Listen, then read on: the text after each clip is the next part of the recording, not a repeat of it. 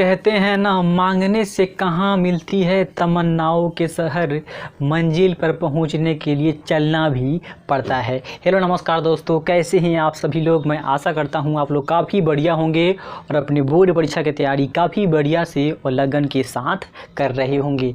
आज की इस नए वीडियो में आपका भाई आपके साथ शेयर करने वाला है थेल्स प्रमेय को कैसे साबित करते हैं। आप सभी को मालूम है कि थेल्स प्रमेय आपके बोर्ड परीक्षा का एक दुलड़ुआ प्रश्न है और कई बार आपके बोर्ड परीक्षा में ये पूछा जा चुका है 5 नंबर के लिए।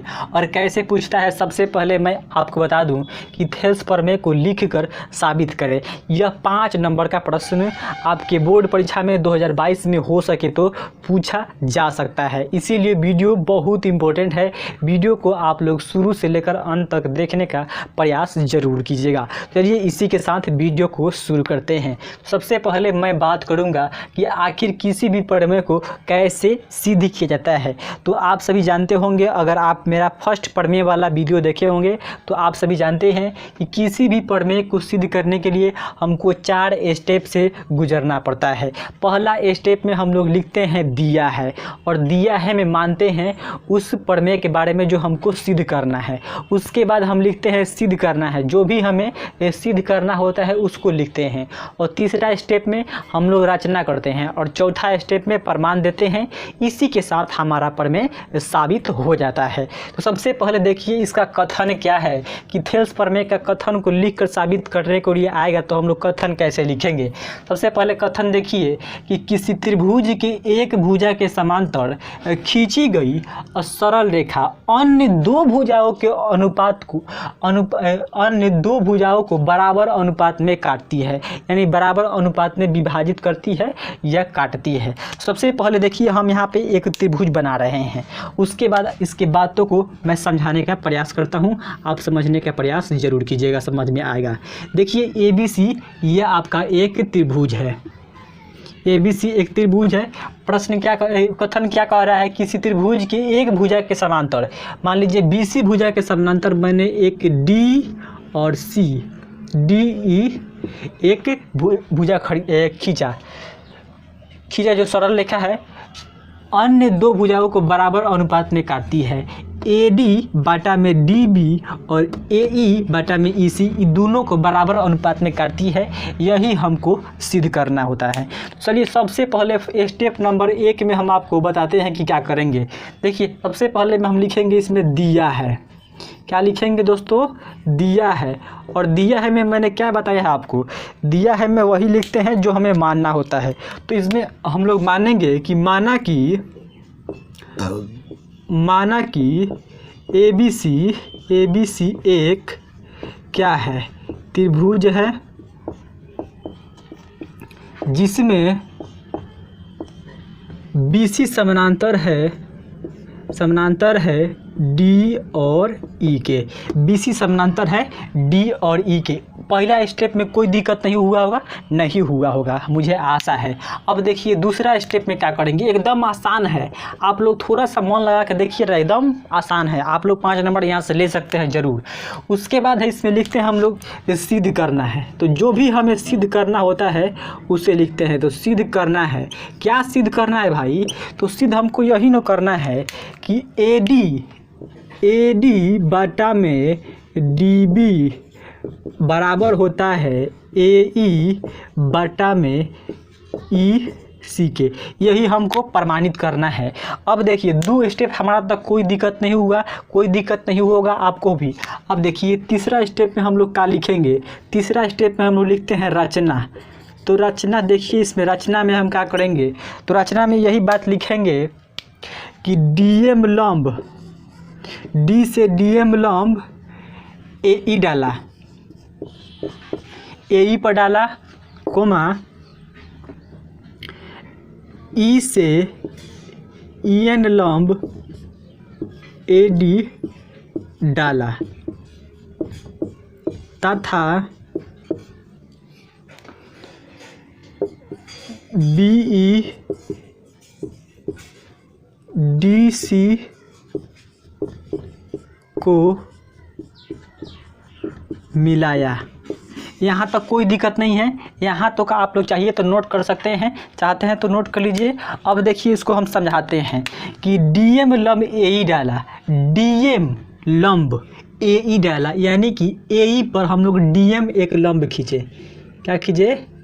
डीएम एक लंब खींचे एई पर। उसके बाद है ईएन लंब एडी डाला, ईएन लंब ई से यहाँ पे एन, ईएन हो गया और एडी पर लंब डाले। उसके बाद है कि बीई और डीसी को मिलाया, तो बीई यही नु है हमारा, इसको मिला लीजिए। उसके बाद डीसी को मिलाया, इसको भी मिला लिए। अब देखिए हमको क्या करना होता है, अब हमको लास्ट चौथा स्टेप में प्रमाण देना होता है। तो हम प्रमाण में क्या देंगे, सबसे पहले देखिए प्रमाणित करते हैं। अब यहाँ से आपको थोड़ा समझना वाली बात आ गई। सबसे पहले देखिए इसमें क्या करेंगे, त्रिभुज ए डी ई को लेंगे और उसके बाद डी बी ई को लेंगे। तो पहले लिखेंगे यहाँ पे एरिया ऑफ त्रिभुज ए डी ई, लिखिए ना यहाँ पे त्रिभुज ए डी ई, पहला हो गया इसका क्षेत्रफल। उसके बटा में एरिया ऑफ त्रिभुज डी बी सी, क्या है, डी बी ई लेंगे। अब इसका क्षेत्रफल निकालेंगे। तो देखिए सबसे पहले त्रिभुज ए डी ई में तो इसका क्षेत्रफल होगा 1/2 गुने बी गुने एच, यानी बेस गुने आधार। और इसके नीचे वाला का होगा 1/2 गुने बी गुने एच गुने आधार, यानी वही बी गुने एच, बी गुने आधार गुने ऊंचाई। तो अब देखिए इसमें कि आधार, इस त्रिभुज ए डी ई में, त्रिभुज ए डी ई, इसमें आधार कौन है और ऊंचाई क्या है।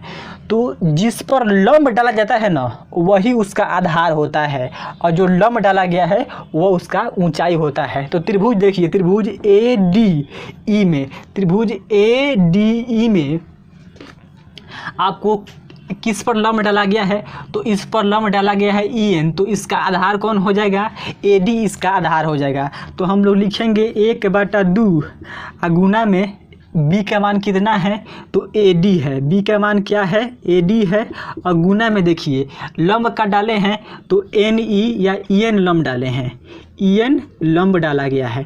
यहाँ तक कोई दिक्कत नहीं है। अब देखिए दूसरा त्रिभुज में आइए, त्रिभुज डी बी ई में, त्रिभुज डी बी ई में, इसमें देखिए आधार क्या है, तो आधार देखिए डीबी आधार है, 1/2 रहेगा। आधार क्या है, तो आधार आपका डीबी है, क्या है, का लंब डाला गया है, तो लंब डाला गया है, ई एन लंब डाला गया है। तो अब देखिए ना यहाँ से कि 1/2 से 1/2 गलन अपना घर है, आ ई एन से ई एन भी गलन अपना घर है, आ का बचल ए डी बटा बी डी बचा डी बी, इसको मान लीजिए समीकरण 1। यहाँ तक कोई दिक्कत नहीं हुआ होगा। अगर आप इतना नोट करना चाहते हैं तो स्क्रीनशॉट ले लीजिए। तब तक बढ़ते हैं इसके अगले हम त्रिभुज में। अब हम क्या लिखेंगे, देखिए आपको इसमें समझना है थोड़ी सी बात। लिखेंगे पुनः, यानी अगेन, फिर से पुनः। इसमें देखिए फिर त्रिभुज लेंगे ए डी ई, आप पहले का बार में हम लिए हैं त्रिभुज डी बी ई लिए हैं, तो इसमें ही नहीं लेंगे, अब इधर लेंगे डी ई सी लेंगे। तो लिखना है एरिया ऑफ त्रिभुज ए डी ई, पहला हो गया। अब फिर बाटा में अपन त्रिभुज डी ई सी लेंगे, डी ई सी का क्षेत्रफल, त्रिभुज डी ई सी का क्षेत्रफल। अब देखिए इसका क्षेत्रफल कैसे निकालेंगे, तो ऐसे ही निकालेंगे। तो इसका क्षेत्रफल का भी सूत्र हो जाएगा 1/2 गुने बी गुने एच, और फिर लिखेंगे 1/2 गुने बी गुने एच, कोई दिक्कत नहीं है। अब देखिए त्रिभुज ए डी ई में, त्रिभुज ए डी ई में, तो इसमें देखिए सबसे पहले बात कि इसका आधार कौन है, तो इसका आधार हो जाएगा देखिए ए ई, लंब क्या डाला गया है, डी एम लंब डाला गया है। तो इसको लिखेंगे 1/2 गुने ए ई गुना में डीएम क्या है, लंब है, यहाँ तक कोई दिक्कत नहीं है। अब देखिए त्रिभुज DEC में, त्रिभुज DEC में इसका आधार क्या हुआ, तो इसका आधार EC हुआ, 1/2 रहेगा, इसका आधार EC हुआ। काथी पर लंब डाला गया है, EC पर लंब डाला गया है DM, तो गुना में DM हो जाएगा। तो DM से DM गए घर और AE से AE गए घर, भले सॉरी 1/2 से 1/2 गया घर। तो इधर आपका निकल के आ गया AE/EC, इसको मान लीजिए समीकरण 2। यहाँ तक कोई दिक्कत नहीं हुआ होगा। एक बार फिर से समझाते हैं। देखिए इसमें क्या करेंगे, माना कि ABC एक त्रिभुज है जिसमें BC समानांतर है DC के। उसके बाद सिद्ध करना है AD/DB बराबर में AE/EC। उसके बाद रचना में किए हैं DM लंब डाले हैं इस AE, DM लंब डाले हैं AE पर। उसके बाद EN लंब डाले हैं AD पर, EN लंब डाले हैं AD पर। उसके बाद BE और DC को मिलाए हैं, BE और DC को मिला दिए हैं। उसके बाद परमान में क्या किए हैं, त्रिभुज ADE को लिए हैं, त्रिभुज ADE को लिए हैं। उसके बाद लिए हैं बटा में उसका क्षेत्रफल त्रिभुज DBE को लिए हैं और इसका निकाल दिए हैं। तो इसका समीकरण 1 आ गया। ठीक इसी प्रकार हम किए हैं तो इसका 2 आ गया। अब देखिए यहाँ पे एरिया ऑफ त्रिभुज ADE, एरिया ऑफ त्रिभुज AD बराबर है, तो नीचे वाला का लिखेंगे। अब ज़रा ध्यान दीजिएगा, देखिए इसमें एरिया ऑफ लिखते हैं, एरिया ऑफ त्रिभुज DBE का क्षेत्रफल बराबर होगा एरिया ऑफ त्रिभुज DEC के बराबर होगा। क्यों बराबर होगा, अब देखिए यहाँ पर आइए, DBE त्रिभुज का क्षेत्रफल हो गया। उसके बाद है DEC। अब देखिए ये दोनों जो की है D के आधार पर बना हुआ है कि नहीं, दोनों त्रिभुज जो की है एक ही आधार पर बना हुआ है, इसीलिए दोनों का क्षेत्रफल बराबर होगा। और साथ ही साथ जो BC समानांतर है DE के, तो यहाँ पे लिखेंगे एरिया ऑफ त्रिभुज DBE बराबर है एरिया ऑफ त्रिभुज DCE के, क्योंकि दोनों त्रिभुज का क्षेत्रफल DE रेखा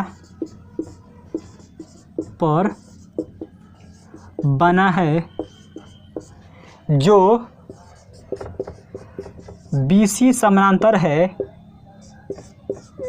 DE के। इसलिए समीकरण 1 और 2 से यहाँ पे लिख देंगे, यहाँ पे लिख दे रहे हैं समीकरण 1 और 2 से यही आपका प्रूव्ड हो गया। नीचे में यही लिख लीजिएगा, जगह नहीं है, यही आपका प्रूव्ड हो गया। नीचे लिख लीजिएगा कि जब त्रिभुज DBE बराबर एरिया ऑफ त्रिभुज DEC का क्षेत्रफल बराबर होगा, क्योंकि दोनों त्रिभुज का क्षेत्रफल DE रेखा पर बना है। दोनों त्रिभुज DBE और DEC दोनों देखिए एक ही आधार पर बना हुआ है कि नहीं, एक ही आधार पर बना हुआ है, इसीलिए इसका क्षेत्रफल बराबर होगा। और जब क्षेत्रफल बराबर होगा तो लिख देंगे समीकरण 1 और 2 से, समीकरण 1 और